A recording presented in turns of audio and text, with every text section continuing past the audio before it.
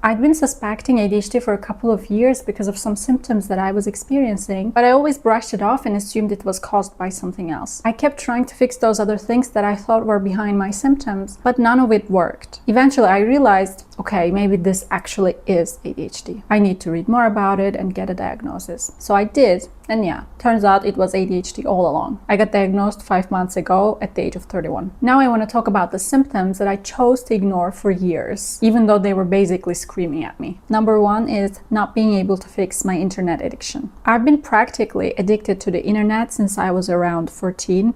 I'm 32 now. That's about 18 years of heavy internet use. I go through phases where I'm like, I'm so tired of this, I don't want to live like this anymore. And I've tried dopamine detoxes and they never worked. I kept telling myself, this is just how internet addiction is. It's hard to break. Everyone is like this nowadays. But the level at which I was failing was a bit extreme. It turns out that a lot of people with ADHD are more prone to addictions because we have low dopamine and constantly seek easy dopamine hits. And once we're addicted, it's very hard to break the cycle. For years, I thought that all of my problems were caused by my internet addiction, but it's actually more of a loop. I have ADHD, so I'm addicted to the internet. And the addiction makes my ADHD symptoms worse. And when my symptoms get worse, I rely on the internet even more. And that cycle destroyed my attention span. Number two is getting bored of everything. I get extremely interested in things at the beginning, like intense interest. New hobbies, new jobs, even new friendships or relationships. Something new completely lights me up. And my whole life, people called me fickle. My interests change constantly. I start a million things and leave almost all of them half finished because I get bored. I started 3 different careers from scratch. I went to insane lengths to educate myself, got jobs in those fields, and then got bored after 2 months and quit to chase something else. Every time there's this period where I think, wow, this is it. I finally found my thing. This is my career. That feeling never lasts longer than a year.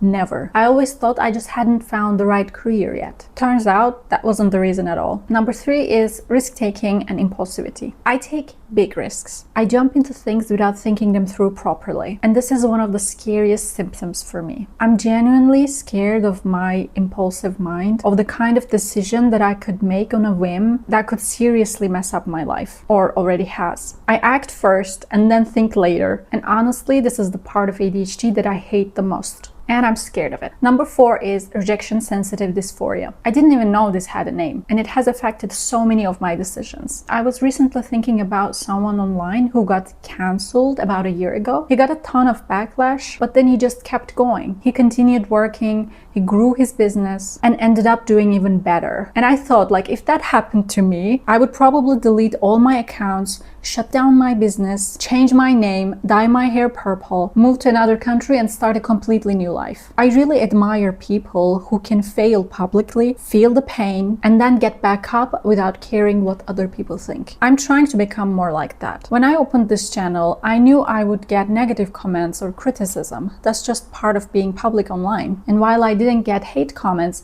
I did get a few negative ones, which is fine. Criticism is normal and necessary. I decided to treat those moments as practice. I let myself feel upset, take whatever lesson there is to take, and then I tell myself to move on. Those people don't know me. I don't need their approval. I want to live unapologetically.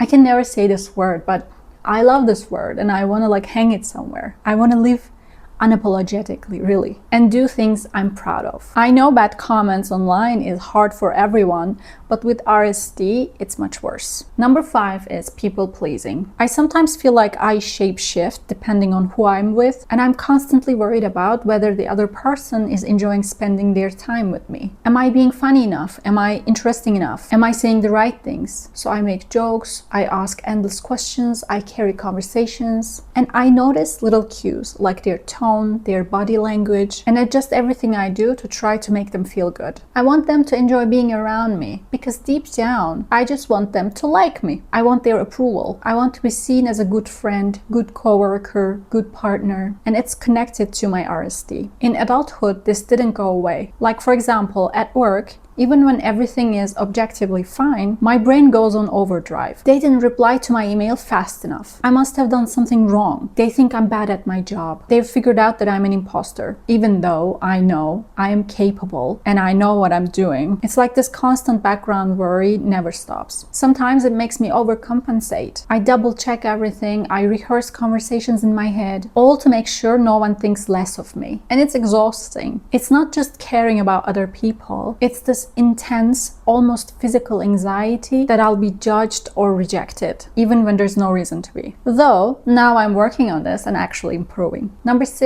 is time blindness and bad working memory. I almost never start tasks that are due in the future. Even if I know something is important, if it doesn't feel urgent right now, it just doesn't happen. And I constantly underestimate how long things will take. And I forget deadlines until the last second. And I also struggle a lot with remembering things. Not just tasks, but like small details, conversations, or even what I just read or watched. I'll think I've written something down or remembered it and then completely forget. It's like my brain can hold a thought for a second and then it's gone.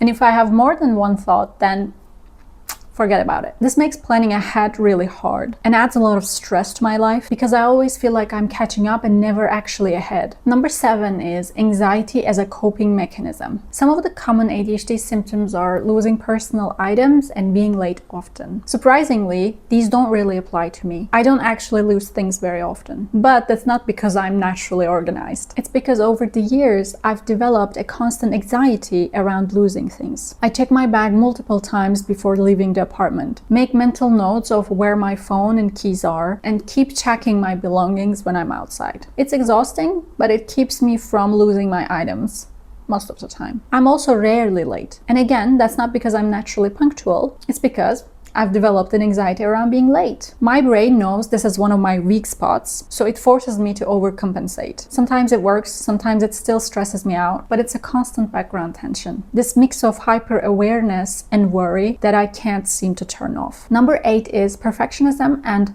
all or nothing mindset. I start things with excitement. I'm full of energy, ideas flowing, and everything seems possible. I tell myself, this time I'll do it right. But then, inevitably, one small thing goes wrong. Maybe I make a tiny mistake or fall behind for a day, and suddenly I completely give up. It's like the entire effort collapses in an instant. And I hate dated journals for this reason. If I skip a few weeks or even months, which happens more often than I'd like to admit, the empty pages make the whole journal feel ruined. I can't bear to touch it again, even if I really want to. It's frustrating because I know the journal itself isn't ruined, but according to my brain, it's a total failure. And it's not just journals. I do this with so many things like hobbies, projects, even work tasks. I either want to do something perfectly or not at all. And that mindset is exhausting because it makes me avoid starting altogether. I spend so much mental energy thinking about how to do it perfectly, weighing every step, imagining all the ways it could go wrong, that by the time I'm ready to begin,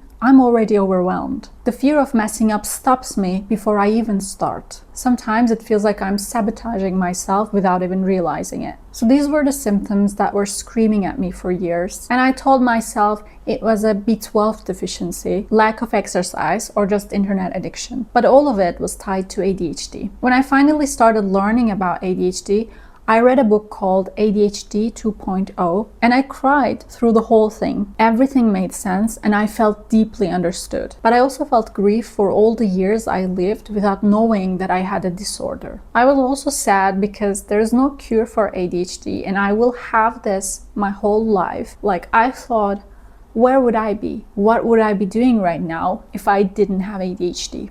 And that upset me a lot. And that was 5 months ago. Since then, I've been slowly learning what works for my brain and what doesn't. And I share that here. I've been working on finding ways to cope with all of these symptoms that I just talked about. A few weeks after I got my diagnosis, I felt a strong urge to start this channel. I just needed a place to talk about it, to process everything, stay accountable, and figure out how to make ADHD work for me, and hopefully help others along the way. If you suspect you might have ADHD, don't brush it off. Look into it and try to get a diagnosis. I know how hard that process can be, but even just having a name for your struggles changes everything. If you relate to anything I shared, follow along. Let's figure it out together. Thank you for watching and I'll see you next time. Bye!